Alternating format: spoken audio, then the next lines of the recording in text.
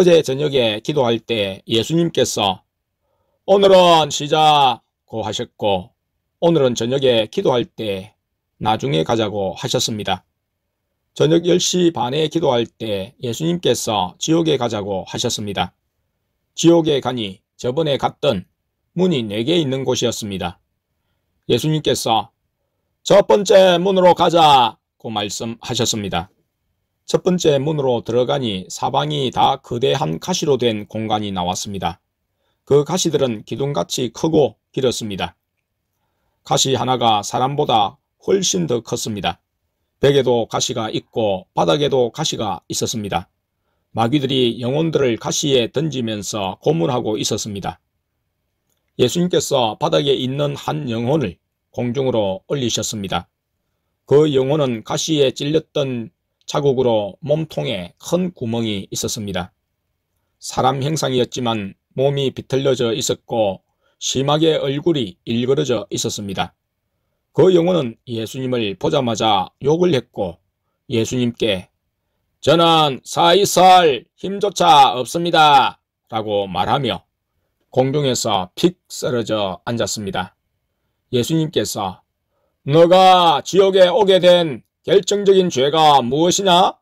라고 물으셨습니다. 그 영혼이 저는 살아있을 때 예수님을 믿는 사람들을 핍박했습니다. 예수쟁이라면 치가 떨렸습니다. 하지만 저는 예수님이 진짜로 계신 줄 몰랐습니다. 그래서 말 그대로 핍박했습니다. 교회 다니는 사람들을 미워하고 괴롭혔습니다. 라고 말씀드렸습니다.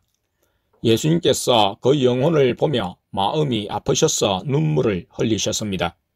그렇지만 그 영혼을 지나가셨습니다. 지나갈 때 그 영혼이 예수님, 절 용서해 주세요 라고 큰 소리로 말씀드렸습니다. 하지만 예수님께서 그냥 지나가셨습니다. 두 번째 만난 영혼은 벽에 있는 가시에 찔려서 고통하고 있었습니다. 예수님께서 너가 지옥에 온 결정적인 죄가 뭐냐? 라고 물으셨습니다. 그 영혼이 저는 살아있을 때 노름을 많이 했습니다. 살아서 도박만 열심히 하다가 주어진 시간을 다 쓰고 지옥에 오게 되었습니다. 라고 말씀드렸습니다. 예수님께서 그곳을 떠나려 하자 그 영혼이 예수님, 제가 살아있을 때 도박만 하고 산 거 죄송합니다.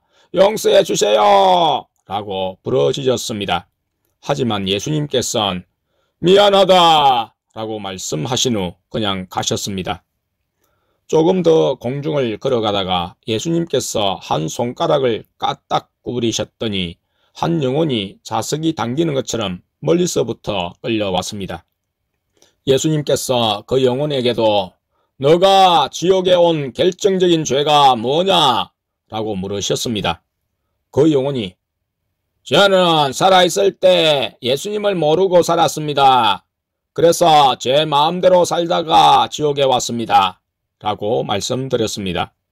예수님께서 잘 알았다 라고 말씀하시며 뒤를 돌아가실 때 그 영혼이 예수님, 왜 구원은 예수님을 통해서밖에 얻을 수 없습니까?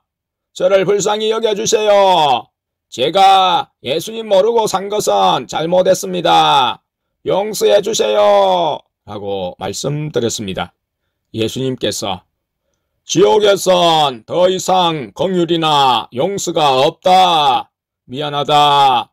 라고 말씀하시고 그곳을 떠나셨습니다. 다시 왔던 길을 되돌아가 첫 번째 문으로 나왔습니다. 예수님께서 어디론가 또 데려가셨는데 그곳엔 문이 또 5개가 있었습니다. 예수님께서 지옥의 크기는 무한이다 라고 말씀하셨습니다. 그리고 지옥에선 긍휼이 없다. 살아있을 때 나를 진심으로 찾는 사람은 내가 만나줄 것이다.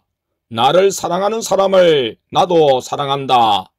누군가가 자기 십자가를 졌다고 해도 나를 사랑하는 마음이 없다면 그 십자가가 무슨 의미가 있겠냐? 하지만 십자가를 지는 것 또한 나를 사랑하는 마음 없이는 질 수 없는 것이다 라고 말씀하셨습니다. 예수님께서 5개 문들 중 가운데 문으로 들어가실 것 같았는데 다음번에 가자 라고 말씀하셨습니다. 그리고 예수님과 함께 교회로 돌아왔습니다.